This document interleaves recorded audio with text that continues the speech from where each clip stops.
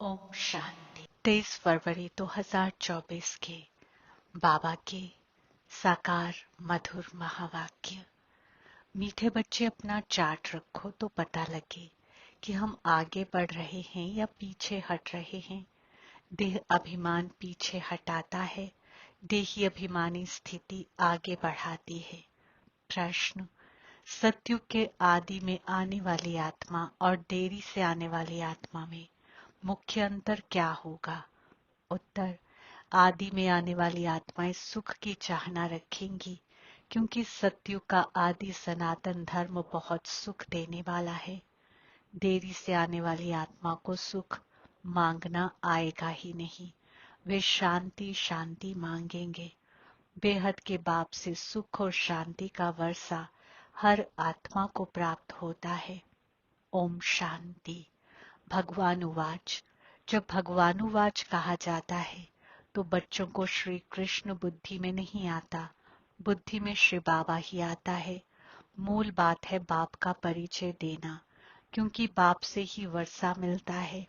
तुम ऐसे नहीं कहेंगे कि हम शिव बाबा के फॉलोअर्स हैं। नहीं, शिव बाबा के बच्चे हैं। हमेशा अपने को बच्चे समझो। और कोई को ये पता नहीं है कि वह बाप, टीचर, गुरु भी है। तुम बच्चों में भी बहुत हैं जो भूल जाते हैं। यह याद रहे तो भी अहो सौभाग्य। बाबा को भूल जाते हैं, फिर लौकिक देह के संबंध याद आ जाते हैं। वास्तव में तुम्हारी बुद्धि से और सब निकल जाना चाहिए, एक बाप ही याद रहे। तुम कहते हो त्वमेव माताश्च पिता डॉट डॉट डॉट। अगर दूसरा कोई याद आता है तो ऐसे नहीं कहेंगे कि सदगति में जा रहे हैं। देह अभिमान में है तो दुर्गति ही होती है। देही अभिमानी हो तो सदगति होती है। कभी नीचे कभी ऊपर चढ़ते उतरते रहते हैं, कभी आगे बढ़ते हैं, कभी पीछे हटते हैं। देह अभिमान में तो बहुत आते हैं। इसलिए बाबा हमेशा कहते हैं, चार्ट रखो तो पता पड़े हम आगे बढ़ रहे हैं या पीछे हट रहे हैं। सारा मदार है याद पर, नीचे ऊपर होते ही रहते हैं। बच्चे चलते चलते थक जाते हैं, फिर रड़ियां मारते हैं। बाबा ये होता है, याद भूल जाती है। देह अभिमान में आने से ही पीछे हटते हैं, कुछ न कुछ पाप करते हैं। याद पर सारा मदार है, याद से आयु बढ़ती है। इसलिए योग अक्षर नामी ग्रामी है। ज्ञान की तो बहुत सहज सब्जेक्ट है। बहुत हैं जिनको ज्ञान भी नहीं है तो योग भी नहीं है। इससे नुकसान बहुत होता है। बहुतों से मेहनत होती नहीं है। पढ़ाई में नंबर वार तो होते ही हैं। पढ़ाई से समझा जाता है कि ये कहाँ तक और किसकी सर्विस करते हैं। सबको शिव बाबा का परिचय देना है। तुम जानते हो बेहद का वर्षा एक ही बेहद के बाप से मिलता है। मुख्य है माता पिता और तुम बच्चे। ये हुआ ईश्वरीय कुटुंब। और कोई की भी बुद्धि में ये नहीं होगा कि हम शिव बाबा की संतान हैं, उनसे ही वर्षा लेना है। एक बाप को ही याद करना है, वह भी निराकार शिव बाबा। परिचय ही ऐसे दो। वह तो बेहद का बाप है, उनको सर्वव्यापी कैसे कह सकेंगे? भला उनसे वर्षा कैसे पाएंगे? पावन कैसे बनेंगे? बन ही नहीं सकेंगे। बाप घड़ी घड़ी कहते हैं, मन मना भव, मुझे याद करो। ये कोई भी जानते नहीं है। श्री कृष्ण को भी वास्तव में सब नहीं जानते। वह मोर मुकुटधारी यहाँ कैसे आएंगे? ये है बहुत ऊंचा ज्ञान। ऊंचे ज्ञान में जरूर थोड़ी डिफिकल्टी भी होगी। सहज नाम भी है। बाप से वर्षा लेना तो सहज है ना। बच्चे डिफिकल्ट क्यों समझते हैं? क्योंकि बाप को याद नहीं कर सकते। बाबा ने बच्चों को दुर्गति और सदगति का राज भी समझाया है। इस समय सब दुर्गति में जा रहे हैं। मनुष्य मत दुर्गति में ले जाती है। ये है ईश्वरीय मत। इसलिए बाबा कॉन्ट्रास्ट बनवाते हैं। हर एक मनुष्य अपने से पूछे कि हम नरकवासी हैं व स्वर्गवासी हैं। अब सतयुग है कहाँ? परंतु मनुष्य कुछ भी समझते नहीं। सतयुग को भी कल्पना समझते हैं। अनेक मत हैं, अनेक मत से दुर्गति होती है, एक मत से सदगति होती है। ये तो बहुत अच्छा स्लोगन है। मनुष्य मनुष्य को दुर्गति में ले जाते हैं, एक ईश्वर सभी को सदगति देते हैं। तो तुम शुभ बोलते हो ना, बाप की महिमा करते हो।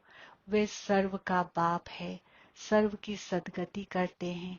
बच्चों को बाप ने बहुत समझाया है। भल प्रभात फेरी निकालो, बोलो हेवनली गॉड फादर हमको ये पद प्राप्त करा रहे हैं। अब नर्क का अंत आने वाला है। समझाने में मेहनत तो करनी पड़ती है। एरोप्लेन से पर्चे गिरा सकते हो। हम तो एक ही बाप की महिमा करते हैं, वो ही सर्व का सदगति दाता है। बाप कहते हैं बच्चे मैं तुमको सदगति देता हूँ, फिर तुमको दुर्गति देने वाला कौन?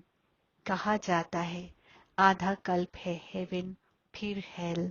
रावण राज्य माना ही आसुरी राज्य, नीचे ही गिरते आते हैं उल्टी रावण की मत से। पतित पावन एक ही बाप है। हम बाप से विश्व का मालिक बन रहे हैं। इस शरीर से भी मोह निकाल देना है। अगर हंस बगुले इकट्ठे होंगे तो मोह कैसे निकलेगा? हर एक की सर्कमस्टांस देखी जाती है। हिम्मत है अपना शरीर निर्वाह आप ही कर सकते हो, तो फिर ज्यादा झंझट में क्यों फंसते हो? पेट बहुत नहीं खाता है, बस 2 रोटी खाओ और कोई फुरना नहीं। फिर भी अपने से प्रण कर लेना चाहिए कि बाप को ही याद करना है, जिससे सब विकर्म विनाश हो जाए। इसका मतलब ये नहीं कि धंधा नहीं करना है। धंधा नहीं करेंगे तो पैसा कहाँ से आएगा? भीख तो नहीं मांगना है।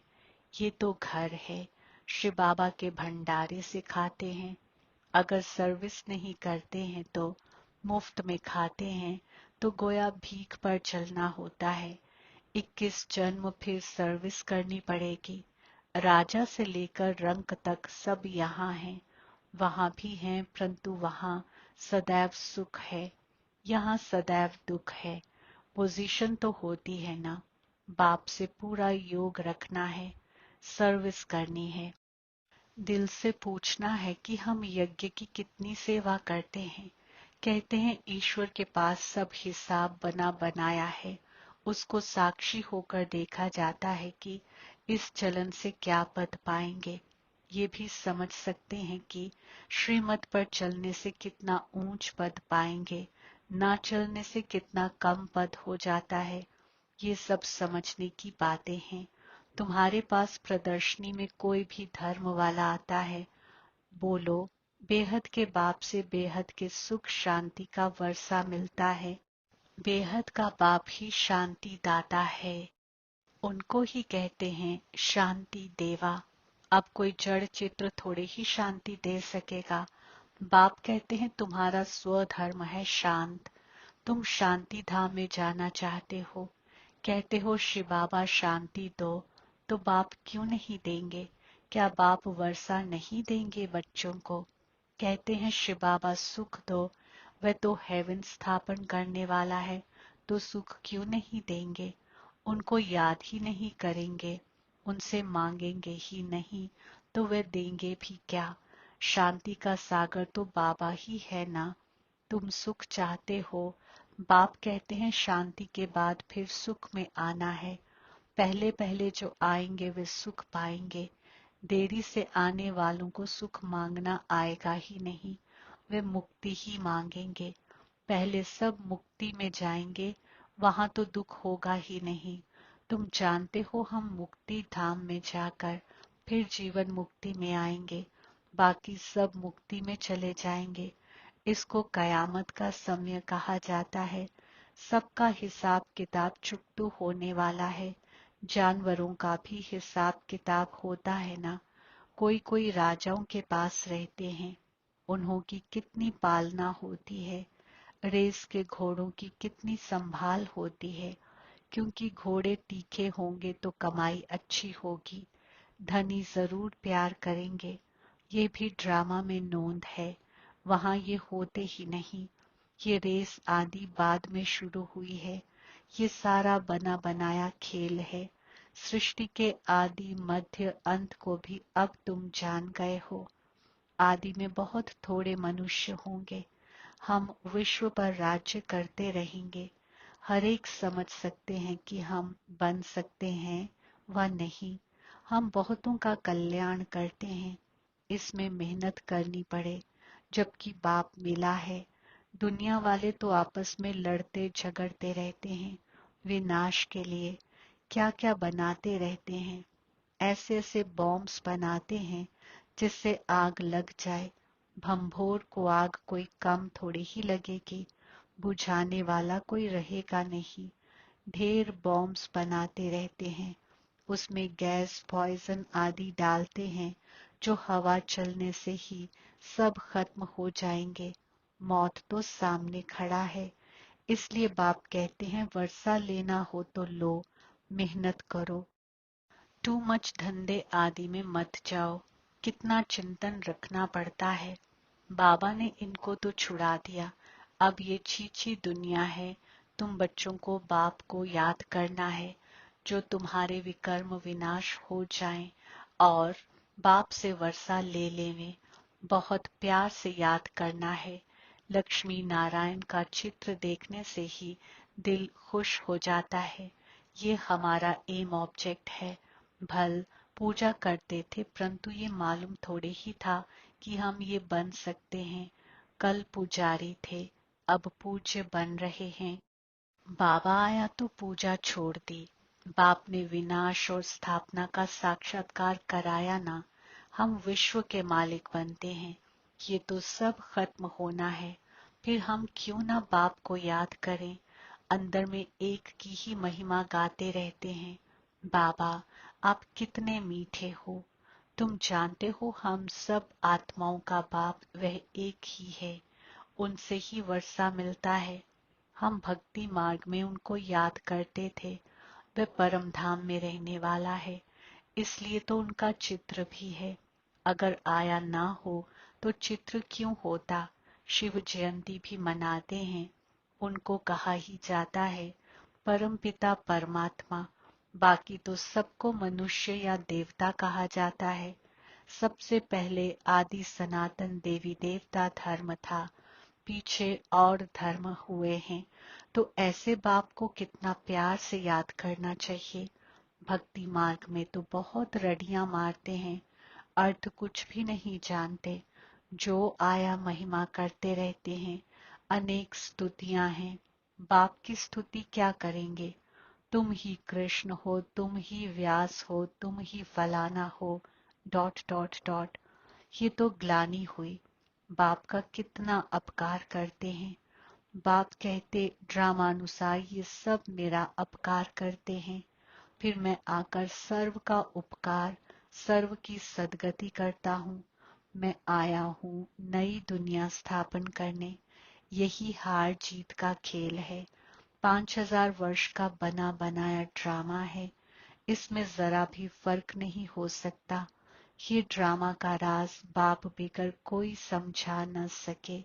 मनुष्य मत तो अनेक निकलती रहती हैं, देवता मत तो मिलती ही नहीं। बाकी है मनुष्य मत। हर एक अपना अक्ल निकालते रहते हैं। अब तुमको और कोई को भी याद नहीं करना है। आत्मा सिर्फ अपने बाप को याद करती रहे। मेहनत करनी है, जैसे भक्त भी मेहनत करते हैं ना। बहुत श्रद्धा से भक्ति करते हैं। जैसे वह भक्ति है, तुम्हारी फिर है ज्ञान की मेहनत। भक्ति में कम मेहनत करते हैं क्या। गुरु लोग कहते रोज 100 माला फेरो, फिर कोठरी में बैठ जाते हैं। माला फेरते फेरते घंटा लग जाता। बहुत करके राम राम की धूनी लगाते हैं। यहाँ तो तुमको बाप की याद में रहना है। बहुत प्यार से याद करना है। कितना मीठे से मीठा बाबा है। सिर्फ कहते हैं मुझे याद करो और दैवी गुण धारण करो। खुद करेंगे तब दूसरों को भी रास्ता बताएंगे। बाप जैसा मीठा और कोई हो नहीं सकता।